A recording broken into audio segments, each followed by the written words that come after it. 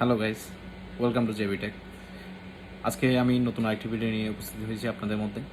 আপনারা জানেন ব্র্যাক ব্যাংকের যে আস্থা অ্যাপসটি রয়েছে সেটি আপডেট হওয়ার পর থেকে নতুন একটি ফিচার্স আমরা পেয়েছি, যেটা হচ্ছে আপনি ঘরে বসে হচ্ছে আপনার চাইলে ডিপিএইচ অথবা এফডিআর আপনি নিজেই ক্রিয়েট করে নিতে পারবেন, কোনো ঝামেলা মুক্ত। এবং হচ্ছে আপনি যে ব্রাঞ্চে যাওয়ার যে হ্যাজেলটা সেটাও নিতে হবে না।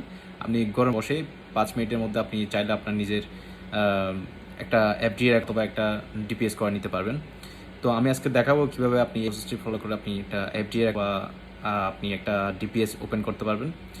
তো বেশি কিছু না বলে আমি ডিরেক্টলি স্ক্রিনে নিয়ে চলে যাচ্ছি। তো এর জন্য আপনি আপনার অ্যাপ স্টোর অথবা প্লে স্টোর থেকে আপনি আস্তে আস্তে ডাউনলোড করে নেবেন। ডাউনলোড করার পরে আপনি আপনার অ্যাকাউন্টটি এখানে লগ ইন করে নেবেন।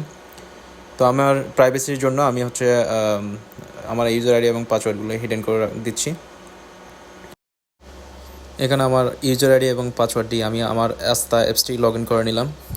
তো লগ ইন করার পর আপনি এরকম একটি ইন্টারফেস দেখতে পাবেন, যে এখানে আপনার অ্যাকাউন্টটি শো করবে এবং হচ্ছে আপনার ব্যালেন্সও শো করবে এখানে। তো এখান থেকে আপনি এফডিআর অথবা ডিপিএস যেটা লেখা আছে সেখানে ক্লিক করে নেবেন। তো এখানে ক্লিক করার পর আপনি এরকম দেখতে পাবেন, আপনি এফডিআর ওপেন করার জন্য প্লাস আইকনে ক্লিক করবেন। প্লাস আইকনে ক্লিক করার পরে আপনি এখানে দেখতে পাবেন ফিক্সড ডিপোজিট ডিপিএস, দুটো এখানে। ফিক্সড ডিপোজিট মানে হচ্ছে আপনার এফডিআর। তো আমি যেহেতু ডিপিএস করব, তো সেই জন্য আমি হচ্ছে আপনার ডিপিএসের যে নিচে অ্যাপ্লাই নাও লেখা আছে সেটিতে ক্লিক করব। ক্লিক করার পর আপনি এই ইন্টারফেসটি পাবেন। এখানে আপনি দেখতে পাচ্ছেন সোর্স অ্যাকাউন্ট, তারপর হচ্ছে ডিপিএস প্রোডাক্ট টাইপ, তারপর টেনর, তারপর মান্থলি ইনস্টলমেন্ট সব কিছু শো করতেছে। তো আপনি মান্থলি যে ইনস্টলমেন্ট যেখানে লেখা আছে সেখানে আপনি কত টাকার ডিপিএস করতে যাচ্ছেন সেটা হচ্ছে আপনি টাইপ করে দিবেন। তো আমি 5,000 টাকার একটি ডিপিএস করতে যাচ্ছি, সেজন্য আমি 5,000 টাইপ করে দিলাম। তো এরপর হচ্ছে সিলেক্ট টেনর যেটা আছে, তো সেটা হচ্ছে আপনার কত বছরের জন্য আপনি ডিপিএসটি করতে যাচ্ছেন, তো সেটা সিলেক্ট করে দিবেন আপনি এখান থেকে। আমি 1 বছরের জন্য ডিপিএসটি করব, তো আমি 12 মান্থস সিলেক্ট করে দিলাম। তো আপনার এরপরে দেখতে পাচ্ছেন এখানে টোটাল প্রিন্সিপাল অ্যামাউন্ট কত জমা হবে, তারপরে ইন্টারেস্ট কত জমা হবে সেটা সব কিছু শো করতেছে। এবং আপনার অ্যাকাউন্টে নমিনি কে থাকবে সেটা হচ্ছে এখানে শো করতেছে। যদি আপনি আপনার নমিনিটা চেঞ্জ করতে চান, অন্য কাউকে রাখতে চান, তো সেজন্য আপনাকে অবশ্যই ব্রাঞ্চে ভিজিট করতে হবে।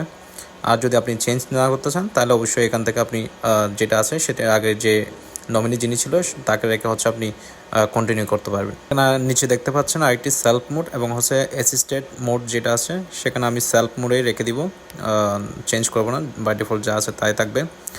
এরপর আপনি আরেকটু স্ক্রল করলে দেখতে পাবেন একটি পারমিশন চাইবে আমাদের থেকে, I agree to terms and কন্ডিশনে আপনি চেক মার্ক করে দিবেন। এরপর আপনি আবার একটু রিভিউ করে আসবেন আপনার সব কিছু ঠিক আছে কিনা, যে আপনার কত টাকার করতেছেন সেটা এবং টেনরটা ঠিক আছে কিনা।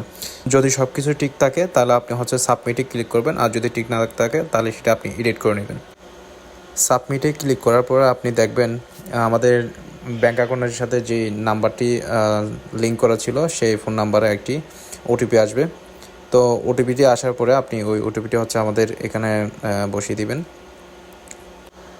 ওটিপিটি দিয়ে আপনি ভেরিফাই নাওতে ক্লিক করলেই দেখবেন আমাদের ডিপিএসটি ওপেন হয়ে যাবে এবং আপনাকে এরকম একটি ইন্টারফেসে সব কিছু শো করবে, আপনি কত টাকা ডিপিএস করেছেন এবং হচ্ছে টোটাল কত টাকা ফান্ড জমা হবে। চাইলে আপনি একটি স্ক্রিনশট নিয়ে রেখে দিতে পারেন, অথবা হচ্ছে আপনি ডাউনলোড করে নিতে পারেন, নিচে ডাউনলোড বাটন রয়েছে।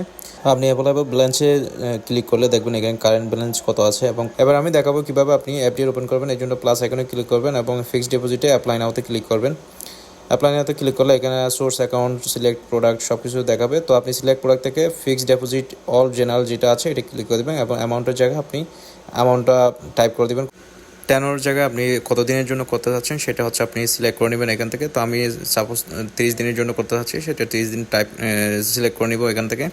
এরপর নমিনি আপনাকে শো করবে, নমিনি শো করার পর আপনি আগের মতোই সেলফ মোড রেখে দিবেন। সেলফ মোডে রেখে এরপর হচ্ছে টার্মস অ্যান্ড কন্ডিশনটি আপনি চেক মার্ক করে দিবেন। চেক মার্ক করে দিয়ে আপনি আবারও এখানে সব কিছু রিচেক করে নেবেন সব কিছু ঠিকঠাক আছে কিনা। তো যদি সব কিছু ঠিকঠাক থাকে দেন হচ্ছে আপনি সাবমিট বাটনে ক্লিক করবেন। সাবমিট বাটনে ক্লিক করলে সেমভাবে আপনার একটি ওটিপি আসবে, ওটিপিটি আপনি হচ্ছে বসিয়ে দিবেন। ওটিপিটি বসিয়ে দিয়ে কনফার্ম করলে আপনার হচ্ছে এফডিআরটিও ওপেন হয়ে যাবে। এভাবে আপনি আপনার বাসায় বসে হচ্ছে জাস্ট 5 মিনিটে আপনি একটি এফডিআর অথবা ডিপিএইচ করে নিতে পারবেন ব্র্যাক ব্যাংকের যে আস্থা অ্যাপস রয়েছে আস্থা অ্যাপসের মাধ্যমে। এইভাবে আপনি একটা ব্র্যাক ব্যাংকে ডিপিএস অথবা এফজিআর ওপেন করে নিতে পারেন খুব সহজেই, ব্যাংকে যাওয়ার ঝামেলা ছাড়াই। তো আজ এই পর্যন্ত, দেখা হবে নেক্সট কোনো ভিডিও নিয়ে। তো এই পর্যন্ত ভালো থাকেন, ধন্যবাদ সবাইকে।